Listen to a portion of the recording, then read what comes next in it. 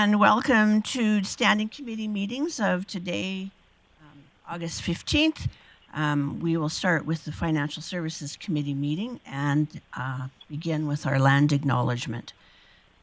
The city respectfully acknowledges the Beaver, Cree, Dene, and Métis people as the original caretakers of these lands and surrounding areas. We are grateful to live, learn, work, and play on Treaty 8 territory within Turtle Island and acknowledge these lands have been home to diverse and sovereign nations, First Nations, and Inuit nations since time immemorial. And today on the Financial Services Committee, there's myself as chair. Councillor Bressie is not available today.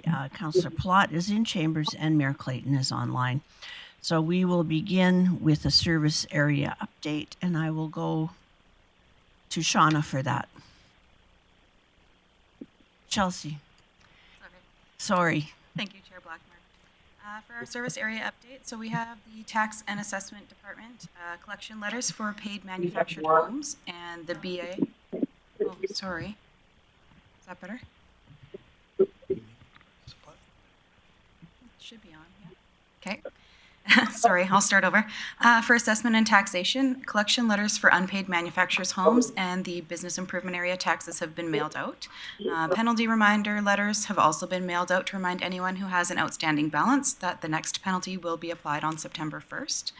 And assessors are also working on collecting rental expense and revenues from information from property owners. In finance, the Q2 report will be presented later in the agenda. Budget process is on track and will be internally reviewed with CLT later this month. And accounting staff have closed the July month end, and advisors are now working on internal variance reporting for July with all city departments. In procurement, they continue to work with departments on competitive bid requests and capital projects for 2023. And staff are working to develop an improved supplier evaluation process, which is anticipated to pilot in September. And that's all I have for the service area update today. Thank you, and I would look to see if there's any questions from the committee. That would be Wade, Jackie. I see nothing. Anyone else have any questions for Chelsea? Okay, thank you for that report, and we will move right into item number 4.2, which is the Q2 2023 financial report. And Chelsea, I think that's going to be you again. Yes, thank you, Chair Blackmore. So being presented today is the unaudited financial statements and supporting information for the period ending June 30th, 2023. Detailed statements and information are included in the appendix, which is attached to the agenda. You will notice that in this report, there's an inclusion of a detailed listing of capital projects, which is reported by service area. This follows the usual summary on page 9 of the appendix. Administration plans to include this level of reporting on the capital projects in future years for Q2 and Q4 reporting. The city has maintained a net financial asset position and an accumulated surplus position, indicating that there are sufficient resources and support current and future services. The city continues to maintain debt and debt servicing limits within the provincially prescribed parameters. Operating variances are included on page 6 of the appendix. We're anticipating a $2.7 million shortfall, which is 1.39% of the city's operating budget. Departments citywide are experiencing ongoing increased cost pressures due to inflationary increases and supply chain issues.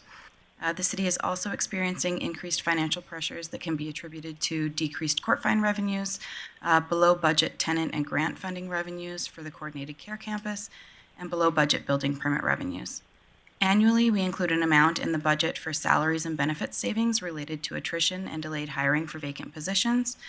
Based on updated information at the end of the second quarter, management is anticipating a shortfall related to these savings for fiscal 2023. Administration is actively monitoring the situation and continuing to explore mitigating strategies to reduce the shortfall by year end.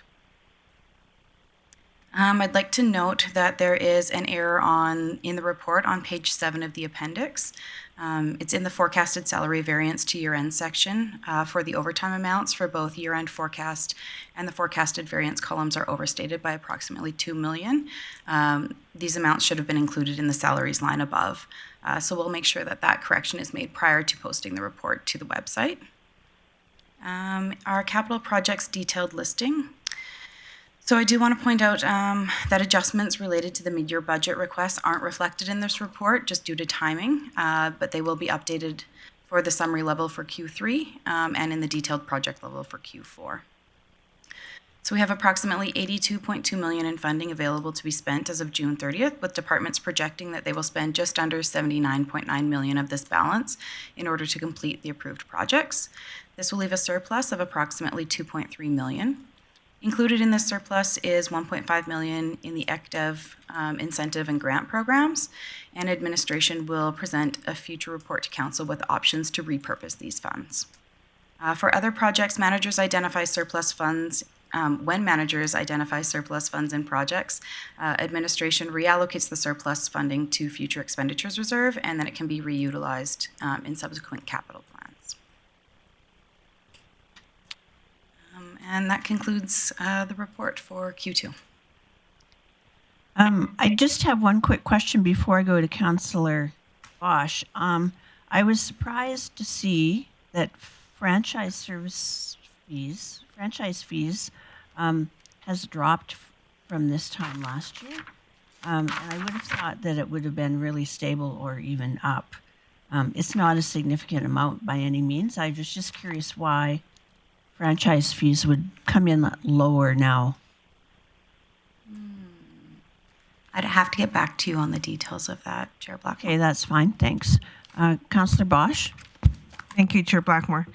Just for some clarification in the numbers that you flagged on page 7, I also flagged that page. So are you saying that the overtime numbers of approximately $2 million shouldn't be there? Did this overtime exist? So in the forecasted salary variance to year end, so the second chart on that page, the overtime amount. So in the forecast, a number was included in there that should have been included in the salaries above of approximately 2. It's still overtime of $2 million though. So then it would be, it would be 1.7 would be the forecast. So I guess my question is, why do we have such a high number for overtime right now? For the actuals listed above, is that what we're looking at? Sorry. I'm just not clear on these numbers. Whether they're in this table or another table, are we still high on overtime? So in the, through the chair, for actual salary variances to period end, if you look in the chart above on the overtime, the actual to date is about 1.7 million. There is approximately 560,000 included in there for the Dunes West response, which will be potentially reimbursed in full by the province. So that amount's included in there as an accrual right now, and that's probably why it's looking a little bit higher than you may normally see at this time of year. Okay. And are we seeing in our facilities that we've needed overtime? For some reason, I think in other cities they're struggling with overtime too, with the changes in dynamics of not having people to short staff to now having the staff. Is there some reasoning on that with our facilities? Through the chair, so we did look at the overtime to kind of see through the various service areas where it was coming up. So I do have a bit of a summary that I could share later with council through email, just giving a general idea of where those overtime amounts are laying. But I do think that we have been able to staff more regularly with casual staff when needed, and so I don't believe that significant overtime has been an issue yet. Okay, thank you. Before I go to Councillor Plott, I have a question for IT. This computer is trying to update and says it's going to shut off momentarily.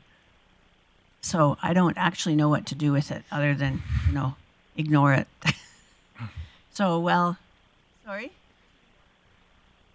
Okay, but I won't be able to see if anyone has their hand up on it. Okay, go ahead, Councillor Plott. Thanks, Chair Blackmore. Excuse me, just while we're on the overtime, I'm just, within that, is it broken back to, it's showing as just a separate line item, are those overtime expenses allocated to the specific department they're born in? So if it comes through policing or fire or IT or whoever, back to that department for the overtime, or where does that overtime sit? What? respond to his question. Okay. Oh, sorry. I zoned right out there. I was thinking, what are you talking about? But then I figured it out. Mr. Miller. Thanks, Chair Blackmore. Actually, in regards to the overtime, yesterday, Chelsea and I did have a discussion. We talked about the overtime and how it was a little bit on the higher side, and we wanted a little bit more time to delve into it. Okay. If we could do that, and then we'll provide information back to council. Okay, no, I just would like to, I've always said I'd like to get to that truer cost to make sure we're putting it to the departments that's boring in and just, and go that way. So that would be great. Just some specific questions and when I look on page, I guess, 5 here, when I'm looking at the unconsolidated statements, and I'm seeing the interest and investment earnings significantly down from last year, and I'm just really curious about that. When we had Wood Gundy here, it sounded like our investments were rocking it, so I'm just surprised why we're 800,000 almost short from year over year on our investment and earnings, and maybe it's just being how it's captured or it's captured later or something, but like if I could just get an update on why that's such a big variance. Through the chair. So yes, there was an adjustment made this quarter in the interest and investment earnings.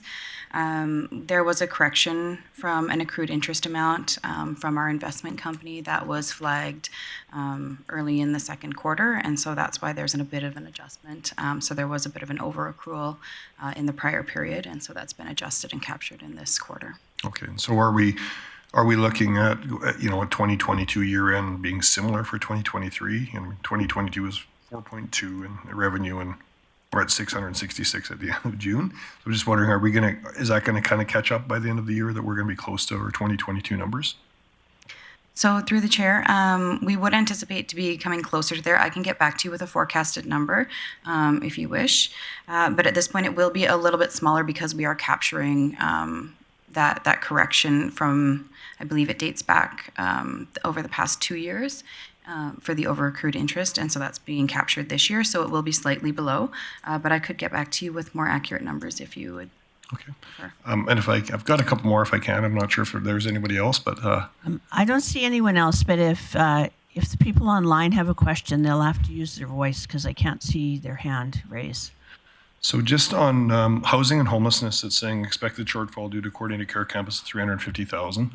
I'm just wondering how we got that number. And I know there's a report coming specifically on the coordinated care campus, but it just seems like that's for me anyways, it seems like that's an incredibly generous number for us to be only that short, when I think it just debt servicing alone, interest, utilities.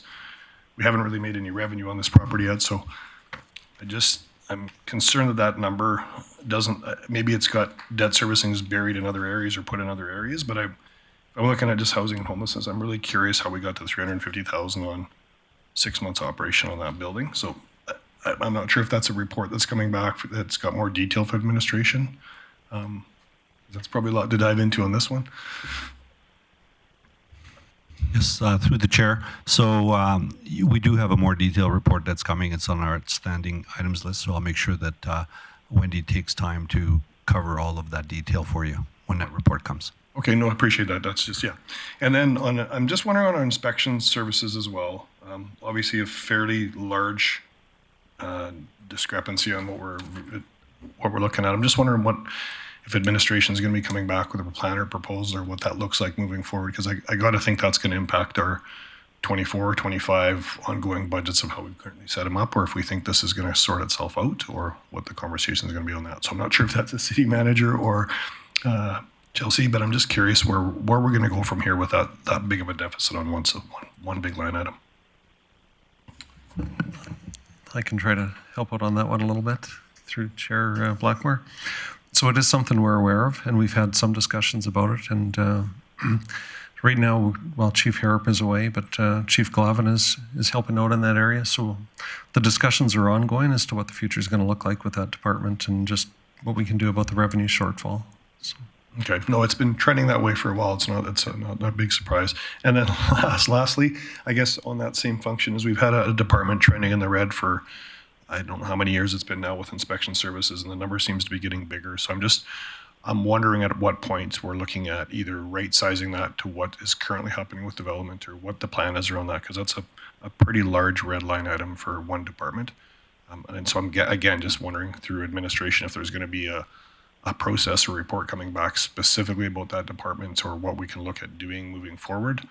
I believe we have a platform for 300 or 350 starts, and we're hitting half of that for just about a decade in a row now. So I'm just wondering when we're going to either right-size a ship or what that looks like moving forward, if we're just going to continue to have a massive deficit. So don't expect an answer today on that, but I'm just wondering if admin's going to be coming back with specific conversations around what we're going to do with that department. Chair Blackmore, if I may. I'm wondering, Mr. Miller, if you want a motion for that. Yeah. And before I let you answer that, I'm going to ask Mayor Clayton to go ahead. Thanks, Chair Blackmore. That was going to be my point. I think it's more appropriate probably if Councillor Plot's looking to see additional information in regards to that department specifically. It either is something that probably would be easiest, and maybe Chief, I can't see the room, so I don't know if Chief Glavin's there, but it could be referred to the fall budget discussion. However, it could come back to an in-camera meeting with Council if appropriate timeline for Chief Glavin. But I think maybe if Chief Glavin's not there, then maybe CAO Miller can pick the time frame, but I think probably a motion is more appropriate. Chief Glavin is here, so I will ask his response. Thank you, Chair Blackmore. I think if there was a motion that we bring it back to the appropriate venue and have that discussion, but we'd be prepared to do that before budget. I'm fine with making a motion. I'll just wait till this business is done, then I can make a motion after. If Okay, that true. thank you. Councillor Bosch. Thank you, Chair Blackmore. On page 14, and this is just a quick question, and it's probably in some other ledger, but the Public Security Unit, the PSU unit, I don't see it with Enforcement Services. We have the mobile outreach, we have the policing transition. So nowhere in there do I see the PSU unit.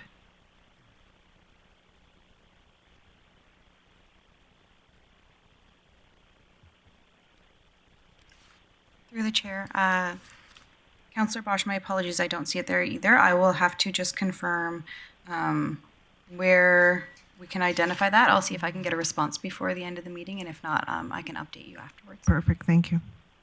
And Madam Chair, if I may add, and this may help Chelsea, I know that the PSU unit was funded through a reserve, so that may be why, but I'm sure Chelsea will get us an answer. Okay, thank you. If I see no more further questions, I would ask for an appropriate motion to deal with the business of today.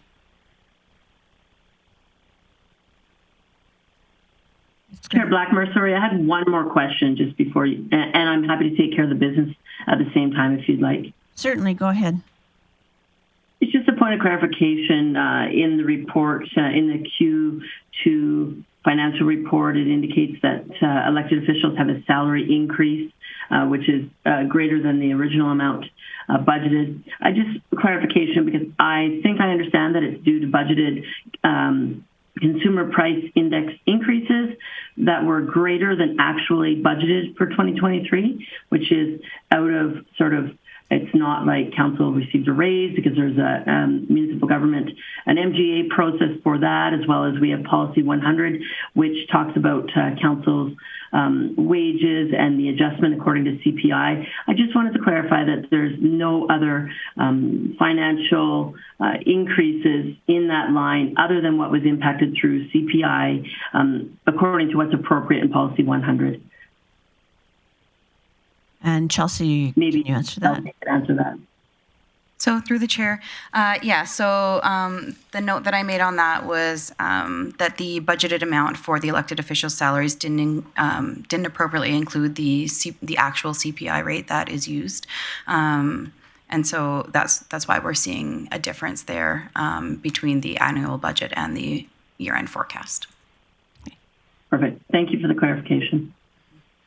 I'm prepared to make a motion to, if you'd like, Chair Blackmore. That would be excellent. Okay, I would just move. I move committee recommend council receive the unaudited financial statements and supporting information for the period ending June 30th, 2023 for information. And that motion is in order. I don't see anyone's hands up for debate, so I will call a question.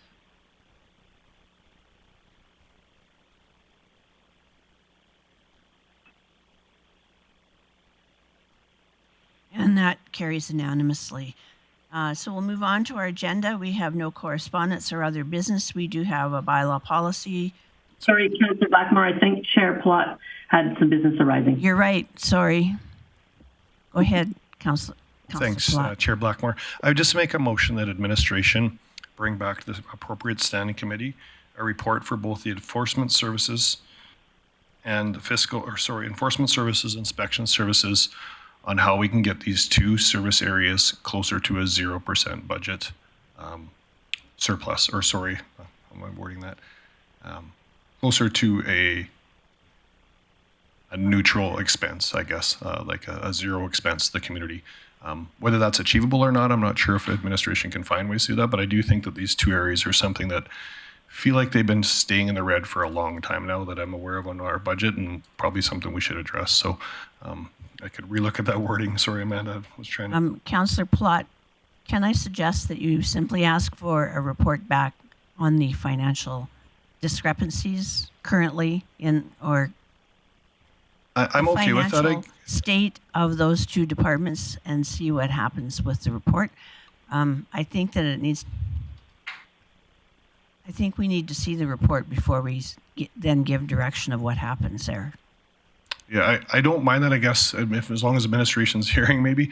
I guess the report's nice. I'm looking for options on what we could do as a council to actually mitigate these. So I'm a little bit concerned that the report's going to come back and say, here's where we're at, without options. So if there was options in that report, that would be great. But I'll trust administration on that they'll come back with some options on how we can start moving forward with these changes. Because I could be wrong, but I think this is the 4th or 5th year in a row now we're struggling with this enforcement services on the fine revenues. So it's nice to get a report back, but if it doesn't have options on what we can change, I'm not sure what the report does. And so I'm fine with the report coming back, and between now and then giving our committee and council a bit more time to think about what changes we would want to look at. So that's fine to switch it to that for me. Amanda, can you show us what you have for a motion? Chair Blackmore, when appropriate, can I ask a question regarding the motion? Just a point of clarification. Yeah, you can ask it right now. I actually have no way of seeing you guys online at all right now, so. Okay. Not a problem. Okay, so just a point of clarification, Councillor Plott, your concern, I understand what you're looking for in inspection services, but enforcement services, I'm curious what your thoughts are there. Enforcement services right now, with our transition to a municipal police force, have an integrated operational model that includes enforcement services. It'd be a little bit unique to separate, to extract that service out of our plan that we've approved going forward, unless I'm missing what your hope is there. I think this area specifically, if I'm understanding, around fine revenues, and that we're not collecting enough fine revenue. So I'm not sure if that has... Inspection enforcement, not police enforcement or bylaw enforcement, or, okay. No, it's inspection services around building and development inspections that we seem to be continuing. Okay, perfect. Thanks for the clarification. When I see the wording in here, I'm fine with this wording. If it makes if administration is comfortable with that, I think that it gives council the ability to have that conversation and start looking at what service level changes might need to happen. I see no hands up, so I will call a question. Committee direct administration to bring back a report on discrepancies in the financial state of enforcement services and inspection services.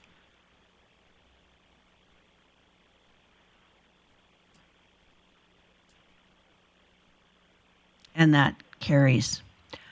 Now we will move on to item 7.1, Bylaw C944, Taxation. Taxation of student housing, and I'm not sure who's introducing this. Is it Chelsea? Through the chair. Thank you. Yes, so we will have our assessor, Scott Smith, go through the report for us. Thank you, Chair Blackmore. So the bylaw for review today is related to the taxation of student dormitories. The MGA actually exempts student dormitories from taxation, but under a section of the Act, Council can actually pass a bylaw that makes them subject to municipal taxation only. So student dormitories, which would be Northwestern Polytechnic, have been taxed in Grande Prairie since 1996, and most municipalities or cities in Alberta are actually taxing student dormitories. We've reached out to Northwestern Polytechnic to let them know that this bylaw would be coming forward, and their response is, of course, attached in the report. If council chooses, they can choose to rescind this bylaw. However, the loss in dollars would result in a 0.1% tax increase to the tax base, or services would have to be cut by an equal amount. There's not much more I can add. I think most of it is in the report that you've all read. So just to wrap up, we're asking for no changes to the bylaw, and that this report we receive for information. Do we have any questions? Mayor Clayton, I have no contact with you right now, so if you have questions, speak up. Otherwise, I would ask for business. Councillor Plott. Thanks, Chair Blackmore. I just make a motion that that we receive, the Financial and Administration Committee receive this report for information. And again, I see no hands up, so I will call a question.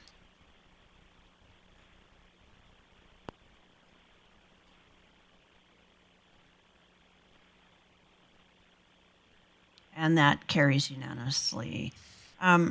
Outstanding items list. We'll go back to Chelsea for that, please.